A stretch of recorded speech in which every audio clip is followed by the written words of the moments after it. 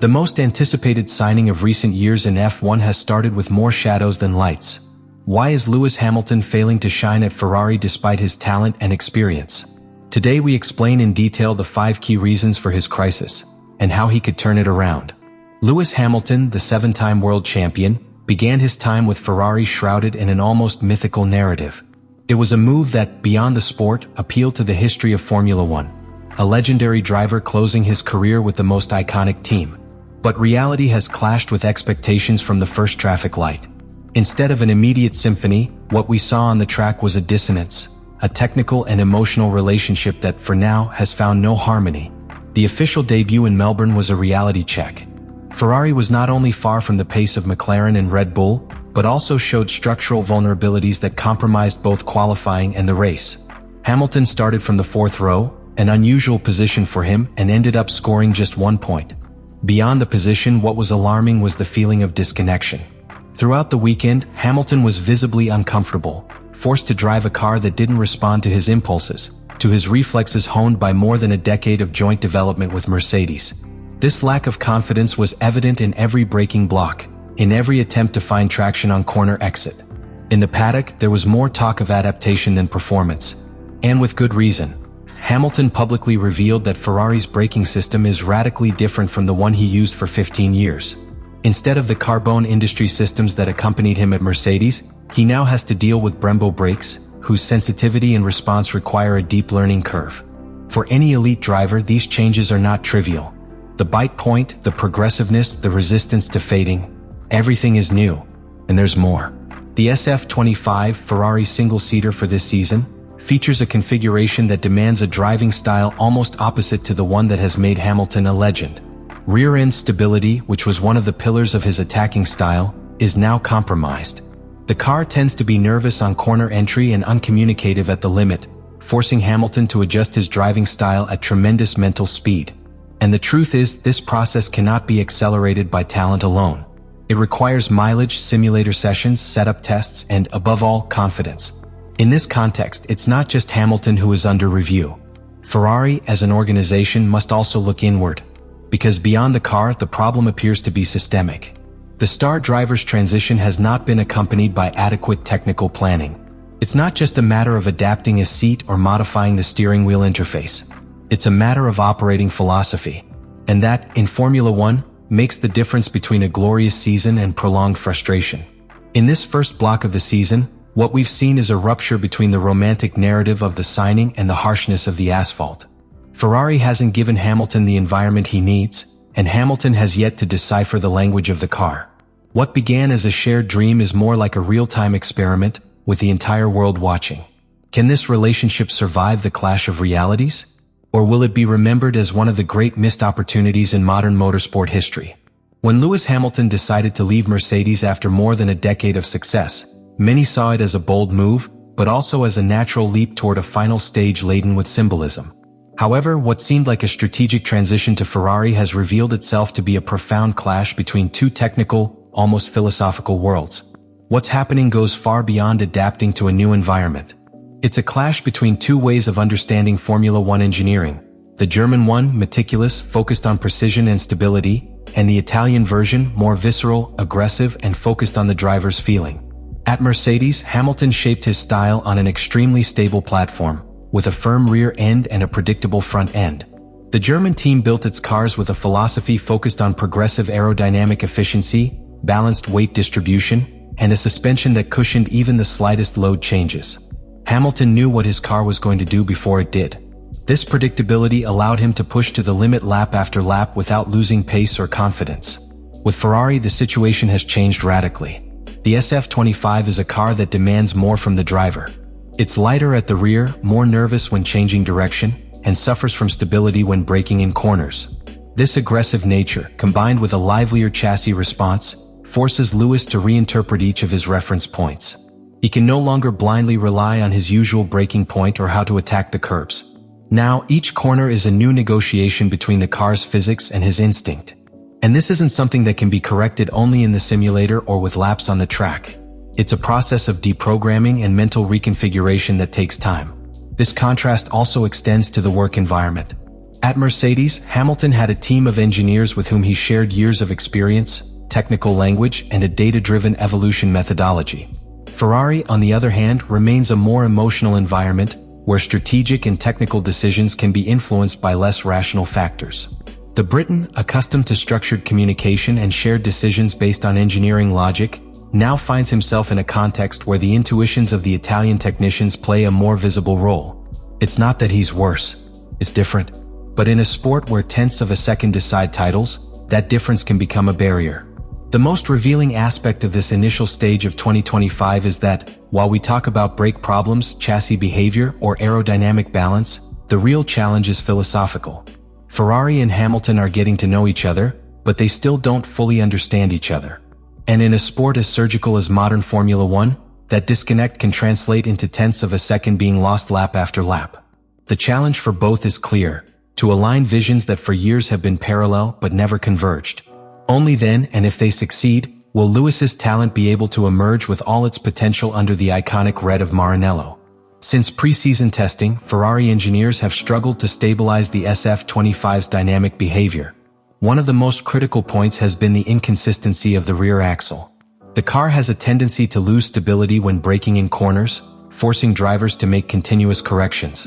For Hamilton, who builds his style around late braking and controlled weight transfer, this shortcoming translates into a direct loss of performance.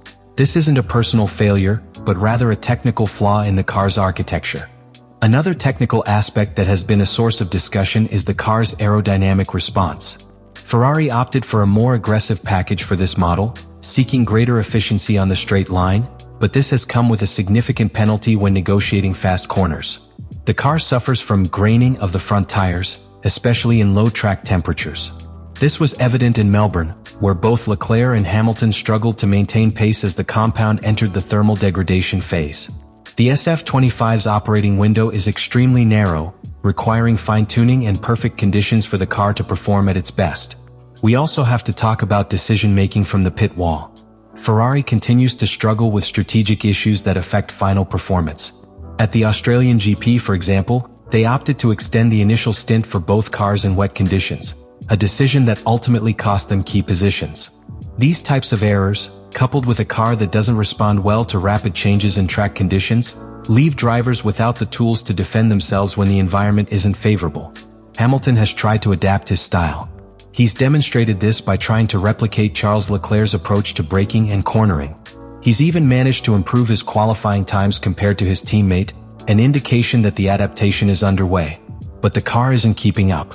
On a general balance sheet level, the SF25 still fails to deliver predictable and consistent performance, something that is essential in modern Formula One if you want to regularly fight for podium finishes. For all these reasons, reducing the poor performance to a supposed adaptation crisis for Hamilton is an incomplete reading. The car owes its drivers. And until Ferrari manages to address these fundamental shortcomings, any driver, even one with 7 world titles, will continue to be limited by a package that is not up to the technical and competitive challenge posed by the 2025 season. After a start to the season fraught with frustration and doubt, the Chinese Grand Prix marked a quiet but profoundly significant turning point for Lewis Hamilton and Scuderia Ferrari. It wasn't a victory or a sweeping display, but it was the first tangible sign that adaptation was underway, and that beneath the initial chaos, a more harmonious relationship was beginning to emerge between the British driver and the challenging SF25. From free practice in Shanghai onward, the narrative changed. Hamilton displayed a different, more proactive, more confident attitude. For the first time since donning the red suit, he seemed comfortable during the work sessions, involved with his track engineer in every adjustment, every modification to the car's balance. This evolution didn't emerge out of nowhere. It was the result of multiple simulator sessions, long technical meetings, and a thorough analysis of his driving style versus the car's behavior. The most notable change was in the way he braked and turned the car. Hamilton began to incorporate elements of Charles Leclerc's style, particularly in engine braking management and smoother corner entry, seeking to maximize minimum speed. This approach, which previously clashed with his instinct for late and aggressive braking, began to become part of his repertoire. The result was a smoother, more efficient, and, most importantly, faster Hamilton. In qualifying for the sprint race, he managed to overtake his teammate and sneak into the top spots, something unthinkable just 2 weeks earlier. But the true value of that weekend wasn't just in the lap times. was in the feeling. Hamilton exuded calm, and that, in an environment like Ferrari, is often the first sign of real change. Confidence reappeared in his body language and in his statements. "I feel like we've made a step forward. There's still a long way to go, but I'm finally feeling the car," he commented after qualifying. That kind of statement isn't empty rhetoric. It's the reflection of a driver beginning to trust, not only in the car but in his team and in himself. Technically, there were also substantial improvements. Ferrari implemented a series of minor but effective changes to the rear suspension, brake force distribution, and tire thermal management. These modifications, although invisible to the general public, had a direct impact on the car's stability, especially in the mid-corner sections of the Shanghai circuit. For the first time, the SF25 offered more consistent behavior throughout the stint, allowing Hamilton to maintain his pace without having to constantly battle the unpredictable reactions of the chassis. What happened in China wasn't complete redemption, nor a guarantee of future success. But it was an unequivocal sign of progress. For the first time this season, the work in the pits translated into performance on the track, and the driver-car symbiosis began to take shape. Hamilton wasn't just fast, he was consistent, and he did so without errors on a circuit that severely punishes any mistake. This resurgence, although subtle, has enormous specific weight within the context of the season, because it not only represents an improvement in pure performance, but a validation of the joint effort by Hamilton and Ferrari to make a relationship work, one that began with gigantic expectations and stumbled from the start. In Shanghai, we saw the first draft of what could be a great redemption story, one that still has many chapters to write, but is beginning to take shape with each well-drawn corner and each flawless stint. In a sport as technical and precise as Formula One, the driver's mental state often takes a backseat to data, stopwatches, and car configurations. But that would be an incomplete reading of what really happens at the pinnacle of motorsport. A driver's mind, their emotional resilience, their conviction, and their confidence are all determining factors for on-track performance. In the case of Lewis Hamilton, this psychological dimension becomes even more crucial because we are talking about one of the most successful and demanding competitors in the history of the sport. Hamilton isn't a driver who simply drives fast. He's a competitor who needs to feel in control, that the car responds to his body language, his instincts, his strategic vision of the race. For more than a decade, Mercedes offered him that environment, a team that revolved around his strengths, that understood him, that offered him the confidence of knowing that any weakness would be treated as a technical problem to be solved, not as a driver failure. With Ferrari, that safety net is gone. And that, psychologically, creates a new, unfamiliar pressure even for someone like him. The start of the 2025 season was, in many ways, a blow to his competitive ego. Going from being the absolute benchmark of a team, to being outperformed by his new teammate in several sessions, receiving external criticism, and above all, feeling lost inside the car, affected his confidence. It's no coincidence that in his first statements he spoke more about adaptation than goals. It was a way of protecting himself, of accepting that this wouldn't be immediate, that he would have to rebuild from the ground up. But internally the impact was deeper. For a driver of his caliber, accepting the need to relearn is an act of humility, but also a huge emotional burden. Despite this, what sets Hamilton apart from the rest is not only his talent behind the wheel, but his ability to absorb blows, learn from them, and return them with renewed strength. This resilience is what began to manifest itself from the second Grand Prix onwards. The Hamilton we saw in China wasn't simply a more adapted driver, but a more serene, more strategic, more aware of his tools. And that doesn't just reflect technical improvement. It reflects a change in mindset. He regained control of his narrative. If they succeed, the potential is immense. Because Hamilton, even at 40 years old, hasn't lost his competitive spark. On the contrary, this new phase has activated a version of himself that hasn't been seen in years, that of a fighter with something to prove. And that, in an environment like Ferrari, can be explosive. There's no more powerful motivation than redeeming yourself where everyone expects you to fail. Lewis Hamilton's arrival at Ferrari in 2025 was heralded as a historic event. A chapter that promised to rewrite the rules of the game, uniting the most successful talent of the modern era with the most iconic team in world motorsport. The expectations were immense, the symbolism undeniable. But after the first few races, the reality has been much harsher, much more complex than the initial headlines could have anticipated. Today we know that the connection between Hamilton and Ferrari will not be immediate, simple, or guaranteed. We are witnessing a story being written in real time, with each weekend bringing a new layer of uncertainty, frustration, but also hope. Because despite the difficulties, Hamilton has shown that he is not willing to give up. That he hasn't come to Maranello to parade his legacy, but to expand it. And that his capacity to adapt, learn, and fight is more alive than ever. Ferrari, for its part, faces an equally demanding challenge. He has in his hands one of the most sophisticated drivers in the paddock, not only in terms of driving but also in terms of what he demands of the team. This relationship will only work if the Scuderia decides to evolve internally, structurally, if it commits to reading between the lines of the needs of a driver who, at this point in his career, doesn't race just to compete but to make history. The question that remains is as simple as it is powerful. Are we witnessing the birth of a historic alliance or the gestation of a major disappointment? Can Ferrari offer Hamilton the necessary tools to return to the top of the podium, or will this be a journey marked by nostalgia rather than triumph?